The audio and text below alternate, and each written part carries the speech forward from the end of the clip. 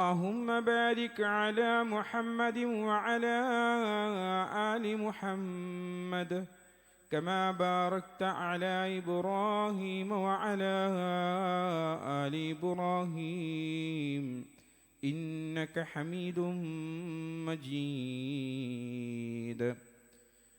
أعوذ بالله من الشيطان الرجيم. بسم الله الرحمن الرحيم.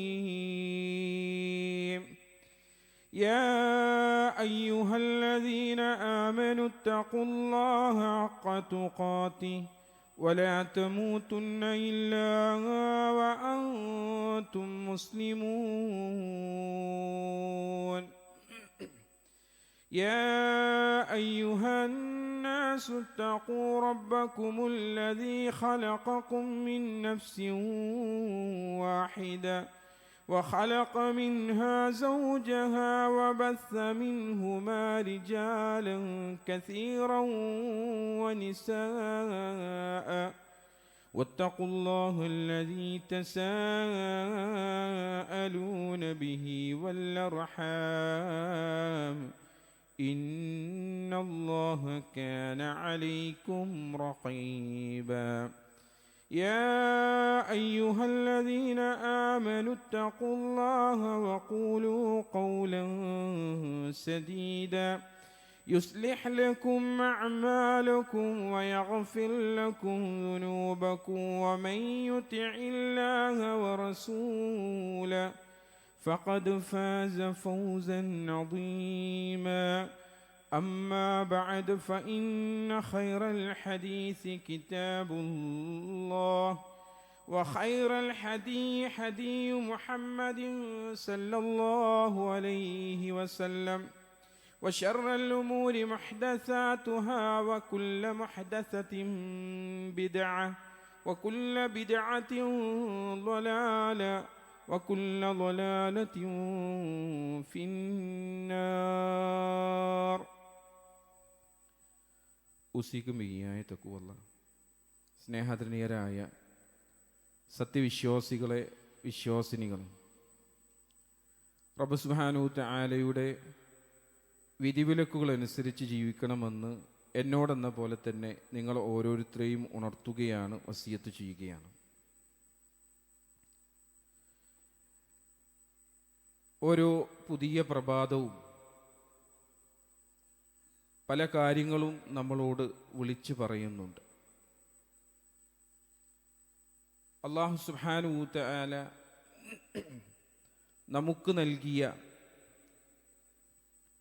ആയുസ്സുകളിൽ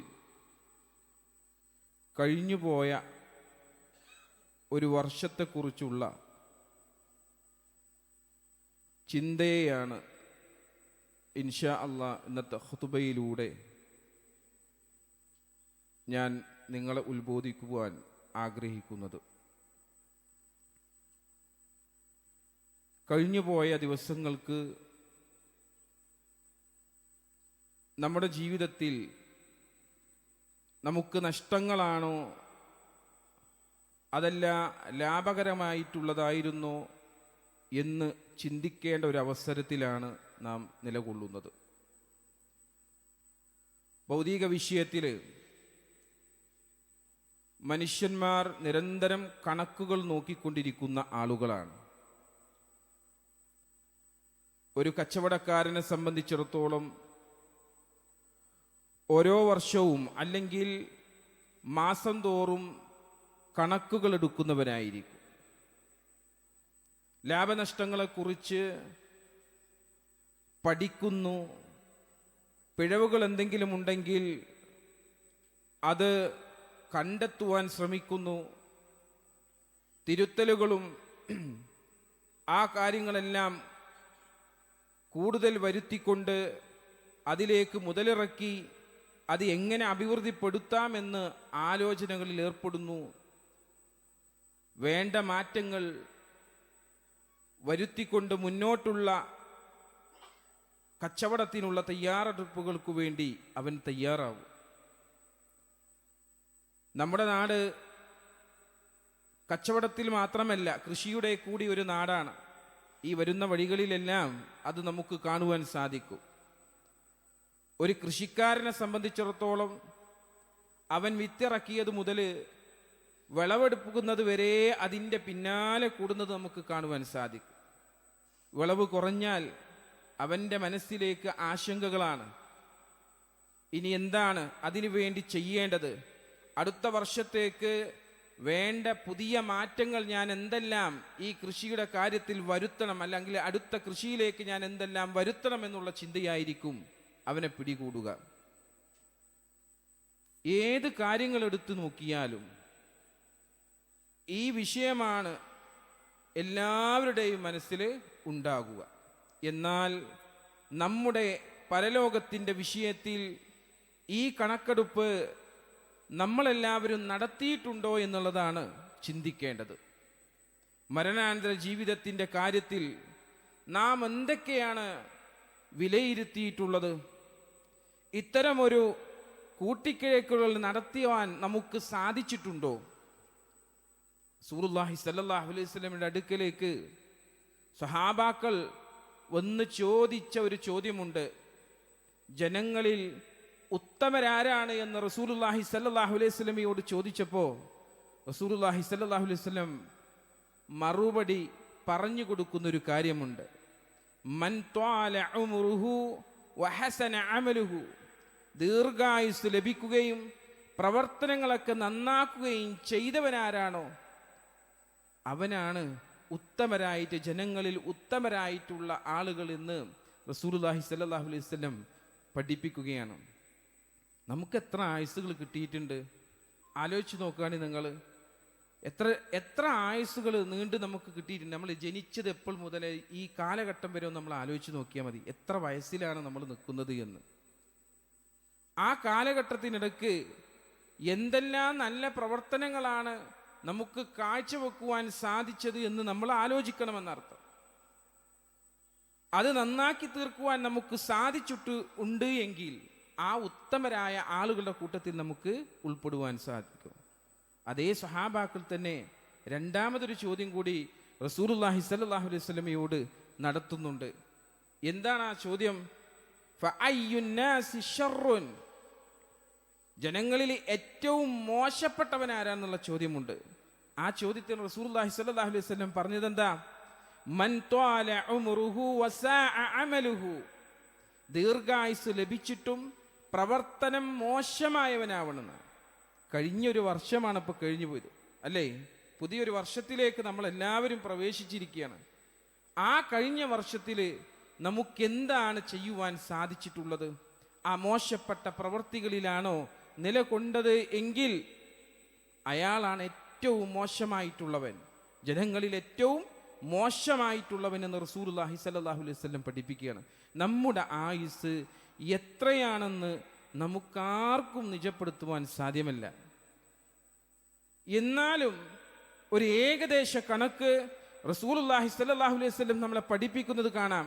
അഅ്മാറു ഉമ്മതി മാ ബൈന 60 ഇല 70, 60ന്റെയും 70ന്റെയും ഇടയിലുള്ള ആയുസ്സാണ് എൻ്റെ ഉമ്മത്തിനുള്ളത് എന്ന് റസൂലുള്ളാഹി സ്വല്ലല്ലാഹു അലൈഹി വസല്ലം പഠിപ്പിച്ചു. അതിനർത്ഥം ആ വയസ്സ് വരെ ജീവിച്ചിരിക്കുന്നല്ല, ഏകദേശം ഒരു കണക്കാണ്, ദൈർഘ്യം കൂടിയ കണക്ക്. ചില ആളുകൾക്ക് അള്ളാഹുവിൻ്റെ തൗഫീക്ക് കൊണ്ട് അള്ളാഹു സുബ്ഹാനഹു വ തആല അധികമായിട്ടുള്ള ആയുസ് നൽകപ്പെടും. ചില ആളുകളെ സംബന്ധിച്ചിടത്തോളം ചെറുപ്രായത്തിലെ പ്രസവത്തിലേ മരിച്ചു പോകുന്നവരുണ്ടാവാം. അത് കഴിഞ്ഞ് കുറച്ച് ഉത്തരവാദിത്ത ബോധത്തിലേക്ക് എത്തി കുട്ടികളുടെ ഒരു 10 വയസ്സ് പ്രായത്തിലേക്ക് അല്ലെങ്കിൽ മറ്റുള്ള ആ ഏജുകളിലേക്കൊക്കെ എത്തുന്ന സമയത്ത് മരണപ്പെട്ടു പോയ ആളുകളുണ്ടാവാം. മാത്രമല്ല മാതാപിതാക്കളുടെ കൈകളിലേക്ക് കിട്ടി എന്ന് ആശ്വസിക്കുന്ന, തൻ്റെ മകനെ കൊണ്ട് ഒരു ഉപകാരം എനിക്കുണ്ടായി തുടങ്ങാൻ പോകുന്നു എന്ന് പറയുന്ന യുവത്വത്തിൻ്റെ സമയത്തിൽ അല്ലാഹു സുബ്ഹാനഹു വ തആല തിരിച്ചു വിളിക്കുന്ന ആളുകളുണ്ടായേക്കാം. അതുപോലെ തന്നെ വാർദ്ധക്യത്തിൻ്റെ പ്രായത്തിലേക്കെത്തി അവിടെ മരണപ്പെട്ടു പോകുന്ന ആളുകൾ ഉണ്ടായിരിക്കാം. ഇതുപോലെ നമ്മളുടെ മുന്നേ എത്രയെത്ര ആളുകളാണ് അള്ളാഹുവിൻ്റെ വിളികൾക്ക് ഉത്തരം നൽകി കടന്നുപോയിട്ടുള്ളത് എന്ന് നാം ആലോചിച്ചാൽ മതി. ആ ഒരു ക്യൂവിലാണ് നമ്മളെല്ലാവരും ഇപ്പോഴും നിലകൊള്ളുന്നത് എന്ന് നമ്മൾ മനസ്സിലാക്കുക. വമാ തദ്രി നഫ്സുൻ മാദാ തക്സിബു ഗദാ, നാളേക്ക് വേണ്ടി എന്തൊന്നാണ് സമ്പാദിച്ചു വെച്ചിട്ടുള്ളത് എന്ന് ഒരാൾക്കും അറിയുകയില്ല എന്ന്. വമാ തദ്രി നഫ്സുൻ ബിഅയ്യി അർളിൻ തമൂത്, എവിടെ വെച്ചാണ് ഒരാൾ മരണപ്പെട്ടു പോകുന്നത് എന്ന് ഒരാൾക്കും പറയാൻ സാധിക്കൂല എന്ന്. അപ്പൊ മരണം നമ്മുടെ കൂടെയുണ്ട്. കഴിഞ്ഞു പോയിട്ടുള്ള ഓരോ ആയുസ്സും ഉപയോഗപ്പെടുത്തുവാൻ നമുക്ക് സാധിച്ചോ എന്ന് ചിന്തിച്ചുകൊണ്ട് അടുത്ത ഒരു വർഷത്തിലേക്ക് കടക്കുമ്പോൾ ആ വർഷത്തെ നന്നാക്കി തീർക്കുവാൻ നമുക്ക് സാധിക്കണം. പുതിയൊരു ദിവസത്തിലേക്ക് കടക്കുമ്പോൾ മരണത്തിലേക്ക് ഒരു ദിവസം കൂടി കുറഞ്ഞു വരികയാണ് എന്നുള്ള ബോധം നമുക്ക് ഉണ്ടാകണമെന്ന് റസൂലുള്ളാഹി സ്വല്ലല്ലാഹു അലൈഹി വസല്ലം നമ്മളെ പഠിപ്പിക്കുന്നുണ്ട്, താക്കീത് നൽകുന്നുണ്ട്. എന്താണ് ആ താക്കീത്? നിഅ്മതാനി മഅ്ബൂനുൻ ഫീഹിമാ കസീറുൻ മിനൻ നാസ്, ജനങ്ങളിൽ അധികം ആളുകളും രണ്ട് അനുഗ്രഹങ്ങളിൽ വഞ്ചിതരായി പോകുന്നുണ്ടെന്നാണ്. ആ രണ്ട് അനുഗ്രഹങ്ങൾ എന്തൊക്കെയാണ്? അള്ളാന്റെ റസൂൽ പറയുന്നുണ്ട്, അസ്വിഹത്ത് വൽ ഫറാ, ഒന്ന് ആരോഗ്യവും രണ്ടാമത്തത് ഒഴിവ് സമയവുമാണെന്ന. നമ്മുടെ ആരോഗ്യം കൊണ്ട് നന്മയായിക്കൊണ്ട് എന്തെല്ലാമാണ് നമുക്ക് ചെയ്യുവാൻ സാധിച്ചിട്ടുള്ളത്? നമ്മൾക്ക് കഴിഞ്ഞു പോയ ഒരുപാട് സമയങ്ങൾ കിട്ടിയല്ലോ. ആ സമയം കൊണ്ട് നമുക്കെന്താണ് നന്മയായിക്കൊണ്ട് ചെയ്യുവാൻ സാധിച്ചിട്ടുള്ളത്? കിട്ടിയ ആയുസ്സും ഒഴിവ് സമയവും നാം ചെലവാക്കിയത് എങ്ങനെയാണ് എന്നുള്ള ചോദ്യം നമ്മുടെ മനസ്സിൽ ഉയരണം. അതുപോലെ തന്നെ വെറും കളിതമാശകളിൽ മുഴുകിയാണോ നാം ആ സമയം ചെലവഴിച്ചു കളഞ്ഞത് എന്നുള്ളത് നമ്മുടെ മനസ്സിലുണ്ടാവണം. അതോ എടുത്തു പറയാൻ പറ്റുന്ന ശാശ്വതമായിട്ടുള്ള നന്മകൾക്ക് നമ്മളെല്ലാവരും പ്രയത്നിച്ചിട്ടുണ്ടോ എന്നുള്ളത് നാം ചിന്തിക്കണം. ദിവസത്തെ ഭാഗിക്കാൻ നമുക്ക് സാധിക്കണം. അതുകൊണ്ട് തന്നെ ചെറിയൊരു കണക്കെടുപ്പുകൾ നമ്മൾ നടത്തണമെന്നർത്ഥം. ചെറിയൊരു കണക്കെടുപ്പുകൾ നമ്മൾ ഈ കൃഷിക്കാരൻ ചെയ്തതുപോലെയും അതേപോലെ കച്ചവടക്കാരൻ ചെയ്തതുപോലെയും നമ്മുടെ ജീവിതത്തിലെ കണക്കെടുപ്പുകൾ നമ്മൾ എന്ത് ചെയ്യണം? തീർച്ചയായും നടത്തണമെന്ന്. അതിന് നമ്മളെ പ്രേരണമാക്കേണ്ടത് നമ്മുടെ പ്രവർത്തനങ്ങളെ കുറിച്ചാണ് നമ്മൾ ആദ്യം ചിന്തിക്കേണ്ടത്. എനിക്കെന്തെല്ലാം പ്രവർത്തിക്കാൻ സാധിച്ചു? എന്തുകൊണ്ടാണ് അങ്ങനെ ചിന്തിക്കുന്നത്? എന്തെല്ലാം പ്രവർത്തിക്കുവാൻ എനിക്ക് സാധിച്ചിട്ടുണ്ട് എന്ന് ചിന്തിക്കണമെന്ന് പറയാൻ കാരണം എന്തുകൊണ്ടാ? അള്ളാന്റെ റസൂൽ സല്ലല്ലാഹു അലൈഹി വസല്ലം നമ്മളെ പഠിപ്പിച്ച ഒരു കാര്യമുണ്ട്, ലാ തസൂലു ഖദമൻ അബ്ദിൻ യൗമൽ ഖിയാമ, ഖിയാമത്ത് നാളിൽ ഒരടിമക്കും തന്റെ കാൽപാദം എടുത്തു വെക്കുവാൻ സാധിക്കില്ല എന്നാ. തന്റെ കാൽപാദം എടുത്തു വെക്കുവാൻ സാധിക്കുകയില്ല. ഹത്താ യുസ്അലു അൻ ഉംരിഹി, അവന്റെ ആയുസ്സിനെ കുറിച്ച് ചോദ്യം ചെയ്യപ്പെടാതെ, അവനക്ക് ഈ ഭൂലോകത്ത് നൽകിയിട്ടുള്ള ദിവസങ്ങളെ കുറിച്ച് ചോദ്യം ചെയ്യപ്പെടാതെ ഒരാൾക്കും തന്റെ കാൽപാദങ്ങൾ മുന്നോട്ടെടുത്തു വെക്കുവാൻ സാധിക്കുകയില്ല എന്ന് മുഹമ്മദ് മുസ്തഫ റസൂലുള്ളാഹി സ്വല്ലല്ലാഹു അലൈഹി വസല്ലം നമ്മളെ ഉണർത്തുന്ന കാര്യമാണ്.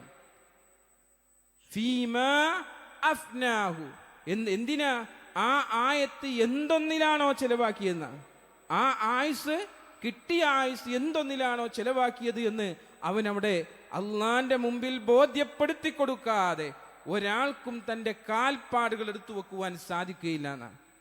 രണ്ടാമത്തത് വഅൻ ഇൽമിഹി, അവന് നേടിയെടുത്ത അറിവുകള്, ഫീമാ ഫഅല ഫീഹി, അതുകൊണ്ട് അവൻ എന്താണ് പ്രവർത്തിച്ചത് എന്നുള്ളത് അള്ളാന്റെ മുമ്പിൽ ബോധ്യപ്പെടുത്തി കൊടുക്കണമെന്നാ. വഅൻ മാലിഹി മിൻ ഐന ഇക്തസബഹു, മൂന്നാമത്തെ കാര്യം അവൻ സമ്പാദിച്ച സമ്പാദ്യങ്ങളാ. കിട്ടിയില്ലേ? ഒരുപാട് ജോലികളൊക്കെ ചെയ്ത് നമ്മൾ ഒരുപാട് സമ്പാദിച്ചു കൂട്ടിയില്ലേ? ആലോചിച്ച് നോക്ക്. പഠനത്തിന്റെ കാലഘട്ടം കഴിഞ്ഞു. ആ പഠനത്തിന്റെ കാലഘട്ടം കഴിഞ്ഞുകൊണ്ട് പിന്നീട് ജോലിയിലേക്ക് പ്രവേശിക്കുകയാണ്.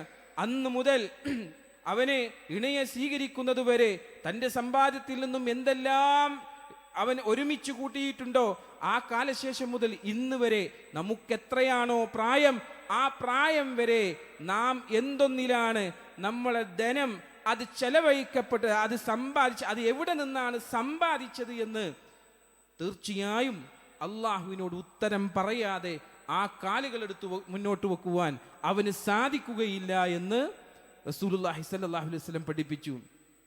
അത് മാത്രമാണോ? വഫീമ അൻഫഖഹുന, അത് എന്തെന്ന് ഇനി സമ്പാദിച്ചാൽ മാത്രം പോരാ, ആ സമ്പാദ്യം എന്തിനു വേണ്ടിയാണ് ചെലവഴിച്ചത് എന്ന്, എന്തിനു വേണ്ടിയാണ് ചെലവഴിച്ചത് എന്ന് ചോദ്യം ചെയ്യപ്പെടാതെ ഒരാൾക്കും തൻ്റെ കാലുകളെടുത്ത് മുന്നോട്ട് വെക്കുവാൻ സാധിക്കുകയില്ല എന്ന് റസൂലുള്ളാഹി സ്വല്ലല്ലാഹു അലൈഹി വസല്ലം പഠിപ്പിക്കണം. വഅൻ ജിസ്മിഹി, അവന് കൊടുത്തിട്ടുള്ള ശരീരം, അവൻ്റെ ആ യുവത്വം എന്നുള്ളത്, ഫീമാ അബ്ലാഹു, അതെന്തിനു വേണ്ടിയാണ് അവൻ ചെലവഴിച്ചത് എന്ന്, ആ യുവത്വം അവൻ എന്തിനു വേണ്ടിയാണ് ചെലവഴിച്ചത് എന്ന് പറയപ്പെടാതെ അവൻ ഒരിക്കലും എന്ത് ചെയ്യാൻ പറ്റില്ല, അവൻ്റെ കാലുകളെടുത്ത് വെക്കാൻ പറ്റുകയില്ല. അതുകൊണ്ടാണ് നമ്മുടെ പ്രവർത്തനങ്ങളിലേക്ക് നാം തിരിഞ്ഞു നോക്കണമെന്ന് പറയുവാൻ കാരണം. മറ്റൊന്ന്, ഇടപാടുകളൊക്കെ ഇസ്ലാമികമായിരുന്നോ എന്നുള്ളതാണ്. ആ ജീവിത കാലഘട്ടത്തിനിടക്ക്, നമുക്ക് കിട്ടിയ ഈ ആയുസ്സിനിടക്ക് നമ്മുടെ ഇടപാടുകൾ, സാമ്പത്തികമായിട്ടുള്ള ക്രയവിക്രയങ്ങളെല്ലാം യഥാർത്ഥത്തിൽ നല്ല രൂപത്തിലാണോ നടന്നിട്ടുള്ളത് എന്നുള്ളത് നാം ചിന്തിക്കണം. അതിനെക്കുറിച്ച് നാം ഉറ്റാലോചിക്കേണ്ടതുണ്ട്. ആ പ്രവർത്തനങ്ങളിൽ നമുക്ക് വീഴ്ച വന്നിട്ടുണ്ട് എങ്കിൽ തീർച്ചയായും നമ്മളത് തിരുത്തുവാൻ ശ്രദ്ധിക്കണം. പരസ്പര സമ്മതമാണ്. 4 കാര്യങ്ങളാണ് അതിനെക്കുറിച്ച് പറയുന്നത്. പരസ്പര സമ്മതത്തോടുകൂടി ഒരു കച്ചവടം നടക്കുമ്പോൾ വാങ്ങുന്നവനും വിൽക്കുന്നവനും പൂർണ്ണ മനസ്സോടെ ആയിരിക്കണം അത് ചെയ്യുന്നത്. ഒരാളെ നിർബന്ധിച്ചോ ഭീഷണിപ്പെടുത്തിയോ നടത്തുന്ന ഇടപാടുകൾ തൃപ്തികരമല്ല എന്നാ. അങ്ങനെ ഒരു കച്ചവടം തൃപ്തികരമല്ല. വിശുദ്ധ ഖുർആനിൽ അല്ലാഹു സുബ്ഹാനഹു തആല വിശ്വാസികളെ വിളിച്ച് താക്കീത് ചെയ്യുന്ന കാര്യമാണ്, നിങ്ങൾ പരസ്പര സമ്മതത്തോടു കൂടി നടത്തുന്ന കച്ചവടത്തിലൂടെ അല്ലാതെ നിങ്ങളുടെ സ്വത്തുക്കൾ അന്യായമായി ഭക്ഷിക്കരുത് എന്നുള്ളത് അള്ളാന്റെ കൽപ്പനയാണ്. അള്ളാന്റെ കൽപ്പനയാണ്. ആ കൽപ്പന അനുസരിച്ചായിരുന്നു എൻ്റെ കച്ചവടമെന്ന് ചിന്തിക്കേണ്ടതുണ്ട്. ഇടപാടുകളിലുള്ള വ്യക്തത വരുത്തുവാൻ നമുക്ക് സാധിച്ചിട്ടുണ്ടോ എന്ന് ചിന്തിക്കേണ്ടതുണ്ട്. വിൽക്കുന്ന വസ്തുവിനെ കുറിച്ചും അതിൻ്റെ വിലയെക്കുറിച്ചും വ്യക്തമായിട്ടുള്ള അറിവുണ്ടായിരിക്കണം എന്നർത്ഥം. ഉദാഹരണം പറഞ്ഞു കഴിഞ്ഞാൽ, ഈ പെട്ടിയിലുള്ളത് നിനക്ക് 100 രൂപക്ക് നൽകാം എന്ന് പറയുമ്പോൾ പെട്ടിയിൽ എന്താണെന്ന് വാങ്ങുന്നവൻ അറിഞ്ഞിരിക്കണമെന്നർത്ഥം. ആ വാങ്ങുന്ന ആള് ആ പെട്ടിക്കുള്ളിലുള്ളത് എന്താണെന്ന് അറിയുക. അതിൻ്റെ ഗുണനിലവാരം, അളവ്, ക്വാളിറ്റി എന്നിവയിൽ മറച്ചുവെക്കലുകൾ പാടില്ല. അങ്ങനത്തെ കച്ചവടമാണോ നമ്മുടെ ജീവിതത്തിൽ നടന്നത് എന്ന് നമ്മൾ ആലോചിക്കേണ്ടതുണ്ട്. മൂന്നാമത്തത്, തൻ്റെ ഉടമസ്ഥതയിലല്ലാത്ത ഏതെങ്കിലും ഒന്ന്, തനിക്ക് അധികാരമില്ലാത്ത ഏതെങ്കിലും ഒരു വസ്തുക്കൾ വിൽക്കാൻ പാടില്ല എന്നാണ്. നമ്മുടെ ഉടമസ്ഥതയില്ലാത്ത ഒരു സാധനം എന്ത് ചെയ്യാൻ പാടില്ല, നമ്മൾ വിൽക്കാൻ പാടില്ല. സുഹൃത്തിൻ്റെ ബൈക്ക് എടുത്തിട്ട് വേറൊരാൾക്ക് വിറ്റാനുള്ള അവസ്ഥ എന്തായിരിക്കും? അങ്ങനെയുള്ള കള്ളത്തരങ്ങൾ അതിൽ പാടില്ല എന്നുള്ളതാണ്. നാലാമത്തത്, ഹലാലായ വസ്തുക്കൾ എന്ത് ചെയ്യാൻ പാടുള്ളൂ, കച്ചവടം ചെയ്യാൻ പാടുള്ളൂ എന്നാ. മദ്യവും പന്നിമാംസവും ലഹരി വസ്തുക്കൾ ഇങ്ങനെ തുടങ്ങിയിട്ടുള്ള സാധനങ്ങൾ വാങ്ങുന്നതും വിൽക്കുന്നതും നമുക്ക് ഹറാമാക്കപ്പെട്ട കാര്യമാണ്. അങ്ങനെയുള്ള ഇടപാടുകൾ അതിലൂടെ നടന്നു പോയിട്ടുണ്ടോ എന്ന് നമ്മൾ ചിന്തിക്കേണ്ടതുണ്ട് എന്നർത്ഥം. ഇത്രയും കാര്യങ്ങൾ കുടുംബത്തിൻ്റെ കച്ചവടത്തിൻ്റെ കാര്യത്തിൽ നമ്മൾ എന്ത് ചെയ്യേണ്ടതുണ്ട്, ശ്രദ്ധിക്കേണ്ടതുണ്ട് എന്നുള്ളതാണ്. മൂന്നാമത്തെ കാര്യം, മാതാപിതാക്കളും നമ്മളുമായിട്ടുള്ള ബന്ധം തൃപ്തികരമാണോ എന്നുള്ളതാണ്. മാതാപിതാക്കളും നമ്മളും കൂടിയുള്ള ബന്ധം തൃപ്തികരമാണോ എന്ന് നോക്കണം. പല ആളുകളെയും സ്ഥിതിഗതികൾ നമുക്കറിയാം. തൻ്റെ മാതാപിതാക്കളും മക്കളും തമ്മിലുള്ള ബന്ധം എന്നത് കേവലം ഒരു രക്തബന്ധമല്ല എന്നാ. കേവലം ഒരു രക്തബന്ധമല്ല, മറിച്ച് അള്ളാഹുവിനോടുള്ള കടമ കഴിഞ്ഞാൽ ഏറ്റവും വലിയ ബാധ്യതയായിക്കൊണ്ടാണ് റസൂലുള്ളാഹി സ്വല്ലല്ലാഹു അലൈഹി വസല്ലം ആ ബന്ധത്തെക്കുറിച്ച് നമുക്ക് പഠിപ്പിച്ചിരുന്നത്. അള്ളാഹുവിനെ ആരാധിക്കണമെന്ന് പറഞ്ഞതിനെ തൊട്ടു പിന്നാലെ വിശുദ്ധ ഖുർആൻ കൽപ്പിക്കുന്നത് മാതാപിതാക്കൾക്ക് ഗുണം ചെയ്യണമെന്നാണ്. അപ്പൊ എത്രത്തോളം അതിൻ്റെ ആ ബന്ധത്തിൻ്റെ പൊരുളുണ്ട് എന്നുള്ളത് നമ്മൾ മനസ്സിലാക്കേണ്ട കാര്യമാണ്. ആ ബന്ധം തൃപ്തികരമാണ് എന്ന് പരിശോധിക്കാൻ നമുക്ക് പറ്റും. നമ്മൾ തന്നെ നമ്മുടെ സംസാര രീതിയെക്കുറിച്ച് നോക്കിയാൽ മതി. അവരോട് സംസാരിക്കുമ്പോൾ ശബ്ദം താഴ്ത്തിയാണോ സംസാരിക്കുന്നത് എന്ന് നമ്മളോട് തന്നെ ചോദിച്ചാൽ മതി. അവരോട് സംസാരിക്കുന്ന രൂപം ഏത് രൂപത്തിലാണ്? അവർക്ക് ഇഷ്ടമില്ലാത്ത കാര്യങ്ങൾ പറയുമ്പോൾ പോലും നമ്മൾ എന്ത് ചെയ്യണം? ക്ഷമ പാലിക്കുന്നുണ്ടോ എന്നുള്ളത് ശ്രദ്ധിക്കണം. അതുപോലെ തന്നെ സമയവും സാമീപ്യവും നമ്മൾ നൽകണം. അവർക്ക് സമയവും സാമീപ്യവും നമ്മൾ നൽകണം. അവർക്ക് വേണ്ടത് പണം മാത്രമല്ല, നമ്മുടെ സാന്നിധ്യമാണ് എന്നുള്ളത് തിരിച്ചറിയുവാൻ നമുക്ക് സാധിക്കണം. തിരക്കുകൾക്കിടയിലും അവർക്കായിട്ട് നമ്മൾ ആരെങ്കിലും സമയം എക്സ്ട്രാ മാറ്റിവെക്കാറുണ്ടോ? ആലോചിച്ചാൽ മതി. നമ്മളോട് തന്നെ ചോദിച്ചാൽ മതി, അങ്ങനെ ഒരു മാറ്റിവെക്കൽ നമ്മൾ നടത്താറുണ്ടോ എന്നുള്ളത്. മാത്രമല്ല, മുൻഗണന നൽകണം. മാതാപിതാക്കൾക്ക് മുൻഗണന നൽകണം. നമ്മുടെ ജീവിതത്തിലെ പ്രധാന തീരുമാനങ്ങളിൽ അവരെ കൂടി ഉൾപ്പെടുത്തുകയും അവരെ ബഹുമാനിക്കുകയും ചെയ്യുന്നുണ്ടോ എന്നുള്ളത് നമ്മളോട് തന്നെ ചോദിക്കുക. പ്രധാനപ്പെട്ട വീട്ടിൽ എന്തെങ്കിലും കാര്യങ്ങൾ ഉണ്ടാകുമ്പോൾ അവരതിലേക്ക് ആദ്യമായിട്ട് ഉമ്മ നിങ്ങളുടെ അഭിപ്രായം എന്താണ്, ഉപ്പ നിങ്ങളുടെ അഭിപ്രായം എന്താണ് എന്ന് ചോദിക്കുവാൻ നമുക്ക് സാധിക്കുന്നുണ്ടോന്ന്. അങ്ങനെ ചോദിച്ചിട്ടാണ് ബാക്കിയുള്ള കാര്യങ്ങളിലേക്ക് കടക്കുന്നത് എങ്കിൽ അവർക്ക് തൃപ്തിയുണ്ട് നിങ്ങളുടെ മേൽ. അല്ല എങ്കിൽ നിങ്ങളുടെ മേൽ തൃപ്തി ഉണ്ടാകുകയില്ല എന്ന് നമ്മൾ മനസ്സിലാക്കുക. മാത്രമല്ല, ഏറ്റവും കൂടുതൽ ശ്രദ്ധിക്കേണ്ട കാര്യമാണ് അവർക്ക് വേണ്ടിയുള്ള പ്രാർത്ഥന. നമ്മളോട് തന്നെ ചോദിച്ചു നോക്കുക, അവർ ജീവിച്ചിരിക്കുമ്പോഴും മരിച്ച ശേഷവും അവർക്കായിട്ട് പ്രാർത്ഥിക്കാറുണ്ടോന്ന്. റബ്ബിർഹംഹുമാ കമാ റബ്ബയാനി സഗീറ എന്ന് അല്ലാഹു സുബ്ഹാനഹു വതആല വിശുദ്ധ ഖുർആനിലൂടെ പഠിപ്പിച്ച പ്രാർത്ഥനയാണ്. ആ പ്രാർത്ഥന നിർവഹിക്കാറുണ്ടോ? നമ്മൾ എല്ലാ ദിവസവും നമ്മളത് നിർവഹിക്കാറുണ്ടോ? എങ്കിൽ നമുക്ക് അവരുടെ തൃപ്തി നേടിയെടുക്കുവാൻ സാധിക്കും. ഭക്ഷണ സാധനങ്ങളാണെങ്കിലും വരുന്നാണെങ്കിലും അവരുടെ ആവശ്യങ്ങൾ അവർ ചോദിക്കുന്നതിന് മുമ്പ് തന്നെ നിറവേറ്റി കൊടുക്കുവാൻ നമുക്ക് സാധിക്കാറുണ്ടോ? അങ്ങനെ സാധിക്കുന്ന ആളുകളാണ് എങ്കിൽ നമുക്ക് അവരുടെ തൃപ്തി ഉണ്ടാകും.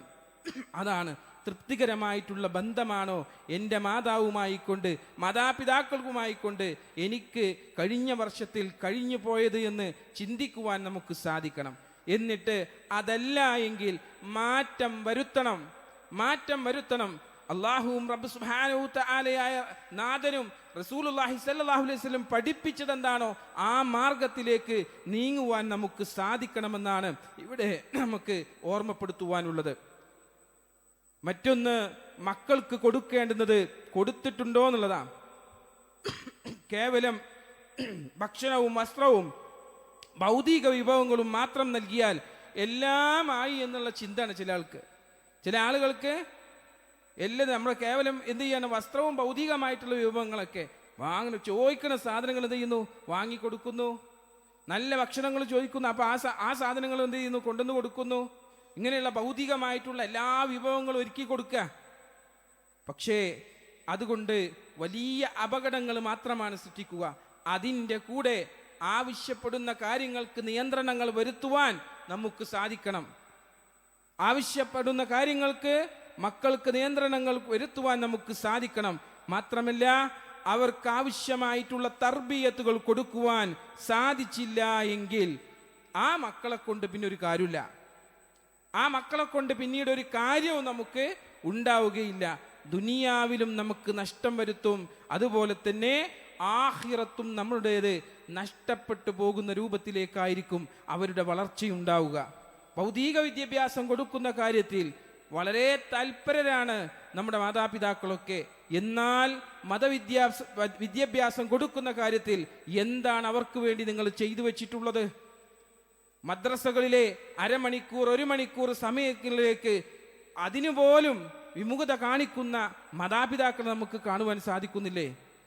സ്കൂളുകളുടെ പേരുകൾ പറഞ്ഞുകൊണ്ട് തൻ്റെ കുട്ടിക്ക് കിട്ടുന്ന മതവിദ്യാഭ്യാസത്തെ തിരസ്കരിച്ച് കേവലം 1 മണിക്കൂറിലേക്കോ അല്ലെങ്കിൽ 2 മണിക്കൂറിലേക്കോ നിക്ഷിപ്തമാക്കിക്കൊണ്ട് സ്കൂളിൽ അതുണ്ട് എന്ന് പറഞ്ഞിട്ട് ചേർത്തുന്ന രക്ഷകർത്താക്കളെ നമ്മൾ കണ്ടില്ലേ? നമുക്ക് കാണാൻ സാധിക്കുന്നില്ലേ? എത്ര ആളുകളുണ്ട് മതവിദ്യാഭ്യാസത്തിന് അതിന് താല്പര്യം കൊടുത്താൽ മാത്രമേ നല്ലൊരു മകനായിക്കൊണ്ട് നമുക്കവരെ വളർത്തിയെടുക്കുവാൻ സാധിക്കുകയുള്ളൂ. അല്ല എങ്കിൽ നേരെ ഓപ്പോസിറ്റ് ആയിക്കൊണ്ട് അള്ളാഹുവിനെ കുറിച്ചോ റസൂലിനെ കുറിച്ചോ ഉള്ള അറിവുകളില്ലാതെ അതിൻ്റെ വിപുലീകരമായിട്ടുള്ള അറിവുകളിലേക്ക് എത്തിച്ചേരാതെ ആ മക്കൾ പിന്നീട് മറ്റുള്ള ചതിക്കുഴികളിലെല്ലാം പ്രവേശിച്ച് അവർ പിന്നീട് നഷ്ടമായിക്കൊണ്ട് കണ്ണീരായിക്കൊണ്ട് നടക്കുന്ന എത്ര കുടുംബങ്ങളാണ് നമുക്കിടയിലുള്ളത് എന്ന് നമ്മൾ ചിന്തിച്ചാൽ മതി. അതുകൊണ്ട് തന്നെ മക്കൾക്ക് കൊടുക്കേണ്ടുന്ന അവകാശങ്ങൾ അതെന്താണെന്ന് വെച്ചാൽ മതവിദ്യാഭ്യാസമാണ്. ആ വിദ്യാഭ്യാസം നമുക്ക് നല്ല അദബുകൾ പഠിപ്പിക്കുവാനൊക്കെ അതുകൊണ്ട് മാത്രമാണ് എന്ത് ചെയ്യുക നമുക്ക് സാധിക്കുക. അങ്ങനെ അറിവുകൾ കൊടുത്തുകൊണ്ട് വളർത്തുവാൻ നമുക്ക് സാധിച്ചിട്ടുണ്ട് എങ്കിൽ നമ്മൾ വിജയിക്കുന്ന ആളുകളാണ്. അത് ഈ കഴിഞ്ഞ വർഷത്തിൽ നിങ്ങൾക്ക് സാധിച്ചിട്ടില്ല എങ്കിൽ നിങ്ങൾ നഷ്ടക്കാരുടെ കൂട്ടത്തിലാണെന്ന്. അതുപോലെ തന്നെ ഇണകളുമായിട്ടുള്ള പരസ്പര ബന്ധങ്ങൾ പരസ്പരം വസ്ത്രങ്ങളാണ് എന്നാണ് റസൂലുള്ളാഹി സ്വല്ലല്ലാഹു അലൈഹി വസല്ലം ഇണകളെ കുറിച്ച് നമുക്ക് വിശേഷിപ്പിച്ചു തന്നത്. പ്രശ്ന പരിഹാരമാണ് നമ്മൾ അന്വേഷിക്കേണ്ടത്. എന്തെങ്കിലും ഒരു വിഷയങ്ങൾ ഉണ്ടായിക്കഴിഞ്ഞാൽ അതിലൊരു പരിഹാര മാർഗം നമ്മൾ എന്ത് ചെയ്യണം? കാണണം. അല്ലാതെ അത് വഷളാകുന്ന പണിക്ക് വേണ്ടി എന്ത് ചെയ്യാൻ പാടില്ല? നിൽക്കാൻ പാടില്ല എന്ന്. മാത്രമല്ല പരസ്പര പ്രാർത്ഥനകൾ അവർ തമ്മിൽ ഉണ്ടാവണം. അങ്ങനെ ഒരു ജീവിതമാണോ നമുക്ക് കഴിഞ്ഞ വർഷത്തിൽ കഴിഞ്ഞു പോയത്? നാം ആലോചിക്കണം. കുടുംബ ബന്ധങ്ങൾ ചേർക്കുവാൻ നമുക്ക് സാധിച്ചിട്ടുണ്ടോ എന്ന് നമ്മൾ സ്വയം ചോദിക്കണം. ചെറിയ പ്രശ്നങ്ങളുടെ പേരിൽ പരസ്പരം തെറ്റി നിൽക്കുന്ന സ്വഭാവമായിരുന്നോ എൻ്റെ അടുത്തുണ്ടായിരുന്നത്? പരസ്പരം മിണ്ടാത്ത ആളുകൾ, മരിച്ചാൽ പോലും കാണരുത് എന്ന് വാശി പിടിക്കുന്ന ആളുകൾ, മരിച്ചാൽ പോലും ഇതിൻ്റെ അടുത്തേക്ക് വരരുത് എന്ന് പറഞ്ഞു പോകുന്ന ആളുകൾ, ഇവിടെ തന്നെയുള്ള ശിക്ഷയെ ഭയപ്പെടേണ്ടവരുണ്ടെന്നാ. അവരെ അക്രമവും കുടുംബബന്ധം മുറിക്കലും പരലോകത്തെ ശിക്ഷയോടൊപ്പം ഇവിടെ വെച്ച് തന്നെ ശിക്ഷ വേഗത്തിൽ നൽകപ്പെടുന്ന പാപങ്ങളാണ് എന്ന് റസൂലുള്ളാഹി സ്വല്ലല്ലാഹു അലൈഹി വസല്ലം നമ്മളെ പഠിപ്പിച്ച കാര്യമാണ്. അങ്ങനെ എത്ര ബന്ധങ്ങളാണ് കഴിഞ്ഞ വർഷത്തിൽ മുറിഞ്ഞു പോയതുണ്ട് എങ്കിൽ ആ മുറിഞ്ഞ ബന്ധങ്ങളെ കൂട്ടിയിണക്കി കൊണ്ടുപോകുവാൻ നമുക്ക് സാധിക്കണം. മറ്റൊന്ന് അയൽപക്ക ബന്ധമാണ്. ആ അയൽപക്ക ബന്ധത്തിൽ അനന്തരാവകാശത്തിന് പോലും അവകാശമുണ്ടാകുമോ എന്ന് വിചാരിക്കുന്ന തരത്തിൽ ജിബ്രീൽ നബി സല്ലല്ലാഹു അലൈഹി വസല്ലമയെ നിരന്തരം ഉപദേശിച്ചു. തൻ്റെ സ്വത്തവകാശത്തിൽ നിന്ന് കുറച്ച് അവർക്കും കൊടുക്കുക എന്നുള്ള രൂപത്തിലേക്ക്, അത്രത്തോളം ചിന്ത വരുന്ന രൂപത്തിലേക്ക് എന്ത് ചെയ്തു? ജിബ്രീൽ അലൈഹി ഇസ്ലാമിൻ്റെ വർത്തമാനം കൊണ്ട് ആലോചിച്ചു പോയി റസൂലുള്ളാഹി സ്വല്ലല്ലാഹു അലൈഹി വസല്ലം. അത്രയും ബന്ധം ആരോടുണ്ട്? അയൽപക്കത്തോടുണ്ട്. ആ അയൽപക്കത്തോട് നല്ല നിലയിലാണോ നമ്മൾ ഈ കഴിഞ്ഞ വർഷത്തിൽ ഒരുമിച്ച് കൂടിയിട്ടുള്ളത് എന്ന് നമ്മൾ ചിന്തിക്കണം. അതല്ല എങ്കിൽ നമ്മൾ നഷ്ടക്കാർ തന്നെയാണ്. അതിനെ തിരുത്തി നല്ല രൂപത്തിലേക്ക് കൊണ്ടുവരുവാൻ ഈ വർഷത്തിൽ നമുക്ക് സാധിക്കണമെന്നർത്ഥം.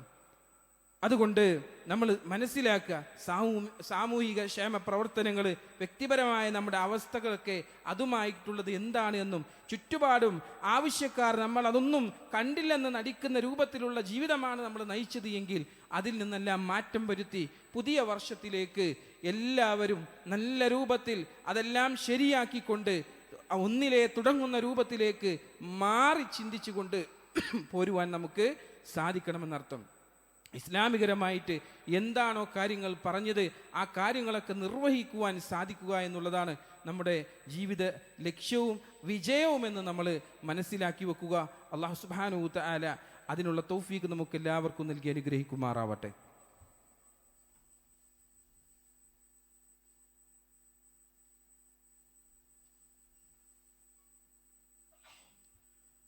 അൽഹംദുലില്ലാഹ് അസ്സലാത്തു വസ്സലാമു അലാ റസൂലിൽ അമീൻ വഅല ആലിഹി അജ്മഈൻ അമ്മാ ബഅദ്.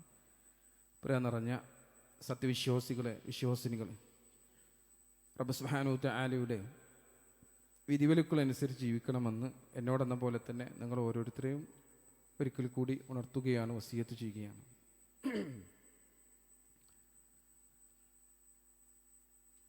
നമ്മുടെ ജീവിതത്തെ വിചാരണയ്ക്ക് വിധേയമാക്കി സ്വയം ശുദ്ധീകരണത്തിനൊരുങ്ങലാണ് കഴിഞ്ഞുവച്ച വർഷങ്ങളിലെ അപകടങ്ങളിൽ നിന്ന് മുക്തമാകുവാൻ ഏക മാർഗം. അത് രക്ഷപ്പെടുവാനുള്ള വഴിയും നമുക്ക് പഠിപ്പിച്ചിട്ടുണ്ട്. നമ്മൾ കൃത്യമായി നിർവഹിക്കേണ്ട കാര്യങ്ങളാണ്. അത് ജീവിതത്തിൽ നിന്ന് മാറ്റുവാൻ പാടില്ല. ഫർദ് നമസ്കാരങ്ങൾ, അതിലുള്ള എൻ്റെ അവസ്ഥ എന്താണ് എന്ന് ചിന്തിക്കുക. അത് കൃത്യമായിക്കൊണ്ട് നിർവഹിക്കപ്പെടുന്ന ആളുകളുടെ കൂട്ടത്തിലാണോ എന്നുള്ളത്. അൽഅഹ്ദുല്ലദീ ബൈനനാ വബൈനഹുമുസ് സ്വലാത്ത ഫമൻ തറക്കഹാ ഫഖദ് കഫറ. റസൂലുള്ളാഹി സ്വല്ലല്ലാഹു അലൈഹി വസല്ലം പഠിപ്പിച്ച കാര്യമാണ്. സത്യവിശ്വാസിയും സത്യനിഷേധിയും തമ്മിലുള്ള വ്യത്യാസം തന്നെ നമസ്കാരമാണെന്നാണ്. നിസ്കരിക്കാതെ നടക്കുന്ന ഒരുപാട് ആളുകളില്ലേ? നിസ്കാരാണ് സത്യനിഷേധിയും സത്യവിശ്വാസിയും തമ്മിലുള്ള വ്യത്യാസം എന്നുള്ളത്. അത് ഉപേക്ഷിച്ചവൻ ആ ഗണത്തിൽ പെടുന്നവർ. നിസ്കാരത്തെ ഉപേക്ഷിച്ച ആള് ആ ഗണത്തിൽ പെട്ടുപോകുമെന്നാണ് റസൂലുള്ളാഹി സ്വല്ലല്ലാഹു അലൈഹി വസല്ലം പഠിപ്പിക്കുന്നത്. മതത്തിൻ്റെ അടിസ്ഥാന ശിലകൾ അവഗണിക്കുകയും സാമുദായിക വികാരം ആപൽക്കരമായിട്ട് വർദ്ധിക്കുകയും ചെയ്യുന്നത് നമ്മൾ അവഗണിച്ചുകൂടാ എന്നുള്ളത് ഈ സന്ദർഭത്തിൽ ഓർമ്മപ്പെടുത്തുകയാണ്. സുന്നത്ത് നമസ്കാരങ്ങൾ നമ്മൾ നമസ്കരിക്കേണ്ടതുണ്ട്. മൻ സ്വല്ല ഫീ യൗമിൻ വലൈലത്തി ഇസ്നതൈ അശ്റത റകഅതൻ ബുനിയ ലഹു ബൈത്തുൻ ഫിൽ ജന്ന. ആരെങ്കിലും സ്വല്ല ഫീ യൗമിൻ വലൈലത്തി ഇസ്നതൈ അശ്റത റകഅതൻ 12 റകഅത്ത് നമസ്കാരങ്ങൾ നമസ്കരിച്ചാൽ, ഏതാണ് റവാത്തിബായിട്ടുള്ള സുന്നത്തുകൾ നമസ്കരിച്ചാൽ, ബുനിയ ലഹു ബൈത്തുൻ ഫിൽ ജന്ന, സ്വർഗത്തിൽ അവന് വേണ്ടി അല്ലാഹു സുബ്ഹാനഹു വ തആല ഒരു വീട് ഒരുക്കി കൊടുക്കുമെന്നാണ്. എന്നിട്ട് ആ സമയങ്ങൾ എപ്പോഴാന്ന് പറയുന്നുണ്ട്. അർബഅൻ ഖബല അൽളഹരി, ലഹറിന് മുമ്പ് 4 റകഅത്താണ്. വറകഅതൈനി ബഅദഹാ, അതിനുശേഷം 2 റകഅത്താണ്. വറകഅതൈനി ബഅദൽ മഗ്രിബ്, മഗ്രിബിന് ശേഷമുള്ള 2 റകഅത്ത്. വറകഅതൈനി ബഅദൽ ഇശാ, ഇശാക്ക് ശേഷമുള്ള 2 റകഅത്ത്. വറകഅതൈനി ഖബല സ്വലാത്തുൽ ഫജ്ർ, ഫജ്ർ നമസ്കാരത്തിന് മുമ്പുള്ള 2 റകഅത്ത്. ഈ സുന്നത്തുകൾ നിർവഹിക്കുവാൻ നമുക്ക് സാധിക്കാറുണ്ടോ നോക്കുക. ആ സുന്നത്തുകൾ നിർവഹിക്കുന്ന ആളുകളായിട്ട് നമ്മൾ മാറുവാൻ സാധിക്കണം. അതുപോലെ തന്നെ രാത്രി നമസ്കാരങ്ങൾ നിർവഹിക്കുവാൻ നമുക്ക് സാധിക്കണം. എന്തുകൊണ്ടാണ്? അഫ്ളലു സിയാമി ബഅദ റമളാൻ, റസൂലുള്ളാഹി പറയാണ്, റമളാന് ശേഷം ഏറ്റവും ശ്രേഷ്ഠകരമായിട്ടുള്ളത് നോമ്പ് എന്ന് പറയുന്നത് ഷഹറുല്ലാഹിൽ മുഹറം, മുഹറം മാസത്തിലെ നോമ്പാണ്. വ അഫ്ളലു സ്വലാത്ത്, അതിനുശേഷം പറയുന്ന അല്ലാഹുവിന്റെ റസൂല് വ അഫ്ളലു സ്വലാത്തി ബഅദൽ ഫരീള, ഫർള് നമസ്കാരങ്ങൾക്ക് ശേഷം ഏറ്റവും അഫ്ളലായിട്ടുള്ള നമസ്കാരം സ്വലാത്തുൽ ലൈൽ, രാത്രിയിലുള്ള നമസ്കാരം. തഹജ്ജുദ് നമസ്കരിക്കാൻ നമുക്ക് സാധിക്കണമെന്ന് ഒരു 2 റകഅത്തെങ്കിലും നിസ്കരിച്ചു നോക്കാണ് നിങ്ങൾ. നിങ്ങളുടെ മനസ്സിൻ്റെ തൃപ്തി അറിയണമെന്നുണ്ടെങ്കിൽ ആ സമയത്ത് എഴുന്നേറ്റ് ആ ഉറക്കച്ചടവുകൾ മാറ്റി, ഈ തണുപ്പിൻ്റെ ഈ സന്ദർഭത്തിൽ പറയുകയാണെങ്കിൽ തണുപ്പിൻ്റെ സമയമാണ്, ആ തണുപ്പിനെ വക മാറ്റിക്കൊണ്ട് ആ സമയത്തൊന്ന് എഴുന്നേറ്റ് സുബഹിക്ക് മുമ്പായിക്കൊണ്ട് 2 റകഅത്തെങ്കിലും തഹജ്ജുദ് നമസ്കരിച്ച് നോക്കിയാൽ അതിൻ്റെ കുളിർമ എന്താണെന്ന് നിങ്ങൾ മനസ്സിലാക്കും. അതിൻ്റെ കുളിർമ എന്താണെന്ന് നിങ്ങൾക്ക് മനസ്സിലാക്കാൻ സാധിക്കും. അതുകൊണ്ട് ആ നമസ്കാരങ്ങൾ നിലനിർത്തുവാൻ നമുക്ക് സാധിക്കണം. അത് ജീവിതത്തിൽ എല്ലാ സമയവും അത് നിത്യവും നിർവഹിക്കപ്പെടുന്ന ആളുകളുടെ കൂട്ടത്തിലാവാൻ വേണ്ടിയിട്ടാണ് നമ്മൾ ശ്രമിക്കേണ്ടത്. ഏതെങ്കിലും ഒരു ദിവസം മാത്രം നിസ്കരിച്ചിട്ട് ഒഴിവാക്കുകയല്ല ചെയ്യേണ്ടത്. അതുപോലെ തന്നെ അദ്കാറുകൾ, രാവിലെയും വൈകുന്നേരമൊക്കെ ഉള്ള അദ്കാറുകൾ റസൂലുള്ളാഹി സ്വല്ലല്ലാഹു അലൈഹി വസല്ലം പഠിപ്പിച്ചിട്ടില്ലേ? സുബഹി നമസ്കാര ശേഷം അവിടെ തന്നെ ഇരുന്ന് ദിക്റുകൾ ചൊല്ലി സൂര്യൻ ഉദിച്ച് ശേഷം 2 റകഅത്ത് നമസ്കരിച്ചാൽ ഒരു ഉംറ ചെയ്തതിൻ്റെ കൂലിയുണ്ട്, ഹജ്ജും ഉംറയും ചെയ്തതിൻ്റെ കൂലിയുണ്ട്. അതാണ് പറഞ്ഞത്, ഹജ്ജും ഉംറയും ചെയ്തതിൻ്റെ കൂലി എന്നാണ്. മൻ സ്വല്ല അൽ ഗദാത ഫീ ജമാഅത്തിൻ സുമ്മ ഖഅദ യദ്കുറുല്ലാഹ്, ആരെങ്കിലും ജമാഅത്തോടു കൂടി ഒന്നിച്ച് നമസ്കരിക്കുക, സുബൈക്ക് വരിക പള്ളിക്ക്, എന്നിട്ട് ജമാഅത്തോടു കൂടി നമസ്കരിക്കുക. സുമ്മ ഖഅദ യദ്കുറുല്ലാഹ്, പിന്നെന്ത് ചെയ്യുക? അവിടെ ഇരിക്കുക. എങ്ങനെ? യദ്കുറുല്ലാഹ്, അല്ലാഹുവിനെ ദിക്ർ ചൊല്ലിക്കൊണ്ട്, അല്ലാഹു സുബ്ഹാനഹു വ തആലയ്ക്ക് വേണ്ടി ഓർത്തുകൊണ്ട് ദിക്ർ ചെയ്തുകൊണ്ട്, ഹത്താ തത്ലഅ അശ്ശംസ്, ഏത് സമയം വരെ? സൂര്യൻ ഉദിക്കുന്ന സമയം വരെ. അത് നമ്മൾ ഇതിലെന്തായിട്ടുണ്ടാവും? എഴുതിയിട്ടുണ്ടാവും. ആ സൂര്യൻ ഉദിക്കുന്ന സമയത്തെ അതിൽ കാണിച്ചിട്ടുണ്ടാവും. ആ സമയം വരെ ഇരിക്കുക. സുമ്മ സ്വല്ല റകഅത്തൈൻ, എന്നിട്ട് എന്ത് ചെയ്യുക? ശേഷം 2 റകഅത്ത് എണീറ്റ് നിസ്കരിക്കുക. കാനത്ത് ലഹു കഅജ്രിൻ ഹജ്ജത്തിൻ വ ഉംറത്തിൻ, റസൂലുള്ളാഹി പറയാ, ഹജ്ജത്തിൻ വ ഉംറത്തിൻ, ഹജ്ജും ഉംറയും നിർവഹിച്ച പ്രതിഫലമാണെന്ന.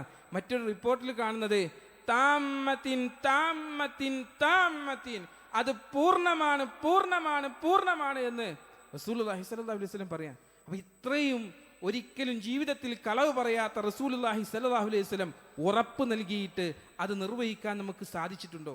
എങ്കിൽ നമുക്ക് വിജയിക്കാം. അതുപോലെ തന്നെ രോഗികളെ സന്ദർശിക്കാൻ നമുക്ക് സാധിക്കണം. മൻ ആദ മരീദൻ ഖാസ ഫീ റഹ്മതി, അള്ളാഹിന്റെ റഹ്മത്തിലാണ് അയാൾ ഉൾപ്പെടുത്തുന്ന അല്ലാഹു സുബ്ഹാനഹു വ തആല. ഒരാൾ രോഗിയെ സന്ദർശിച്ചു കഴിഞ്ഞാൽ അള്ളാഹിന്റെ റഹ്മത്തിൽ അയാളെ ഉൾപ്പെടുത്തുന്ന, അയാൾ തിരിച്ചു പോകുന്നതും അവിടെ ഇരിക്കുന്നതടക്കം എല്ലാം ആ സമയം വരേക്കോ റഹ്മത്തിൽ ഉണ്ടാവുന്നത് കാണാം. സുന്നത്ത് നോമ്പുകൾ അതുപോലെ തന്നെ നിർവഹിക്കുവാൻ നമുക്ക് സാധിക്കണം. ഇങ്ങനെയുള്ള കാര്യങ്ങൾ നമ്മൾ ശ്രദ്ധിച്ചു കഴിഞ്ഞാൽ നമുക്ക് നമ്മുടെ ജീവിതത്തെ ചിട്ടപ്പെടുത്തുവാൻ സാധിക്കും. നാളെ അടുത്തൊരു വർഷം വരുമ്പോൾ നമുക്ക് ഞാൻ എന്താണ് ചെയ്യുന്നത് വെച്ചാൽ ഞാൻ ഈ കാര്യങ്ങളൊക്കെ ചെയ്തിട്ടുണ്ടല്ലോ എന്നുള്ള ആശ്വാസം കണ്ടെത്തുവാൻ നമുക്ക് സാധിക്കും. അതിനുവേണ്ടി നമ്മൾ പരിശ്രമിക്കണം. ഈ ഒരു വർഷത്തിൻ്റെ തുടക്കത്തിൽ നമ്മൾ ആലോചിച്ച് മാറ്റങ്ങൾ വരുത്തിയില്ല എങ്കിൽ, നമ്മുടെ തെറ്റുകൾ നമ്മൾ തിരുത്തി മാറിയില്ല എങ്കിൽ നമുക്ക് നഷ്ടമാണ് സംഭവിക്കുക. ഇരു ലോകത്തും നമുക്ക് നഷ്ടമാണ് സംഭവിക്കുക. ഈ ദുനിയാവിലും അതെന്നായിരിക്കും, അതുപോലെ തന്നെ നാളെ റബ്ബിൻ്റെ അടുക്കിലേക്ക് ചെന്ന് കഴിഞ്ഞാൽ അവിടെയും നമുക്ക് നഷ്ടമായിരിക്കും ഉണ്ടായിരിക്കുക. അതുകൊണ്ട് ആ നഷ്ടത്തിൽ നിന്ന് രക്ഷപ്പെടുവാൻ വേണ്ടി എല്ലാ സഹോദരന്മാരും ശ്രദ്ധിക്കുക. അള്ളാഹു സുബ്ഹാനഹു വ തആല അനുഗ്രഹിക്കുമാറാവട്ടെ. നമ്മളിൽ നിന്ന് വന്നു പോയിട്ടുള്ള ചെറുതും വലുതുമായ എല്ലാ തെറ്റുകുറ്റങ്ങളും അള്ളാഹു സുബ്ഹാനഹു വ തആല പുറത്തു മാപ്പാക്കി തരട്ടെ. രോഗികളായിട്ടുള്ള ഒരുപാട് ആളുകൾ നമുക്കിടയിലുണ്ട്. അള്ളാഹു സുബ്ഹാനഹു വ തആല അവർക്കെല്ലാം ശിഫ നൽകി അനുഗ്രഹിക്കട്ടെ. അല്ലാഹു മഅ്ഫിർ ലിൽ മുഅ്മിനീന വൽ മുഅ്മിനാത്ത് വൽ മുസ്ലിമീന വൽ മുസ്ലിമാത്ത് അൽ അഹ്യാഹു മിൻഹും വൽ അംവാത് ഇന്നക മുജീബുദ് ദഅവാതി യാ ഖാദിയൽ ഹാജാത്ത്. اللهم أعز الإسلام والمسلمين وأذل الشرك والمشركين. ربنا آتنا في الدنيا حسنة وفي الآخرة حسنة وقنا عذاب النار. آمين برحمتك يا أرحم الراحمين. وأقم الصلاة.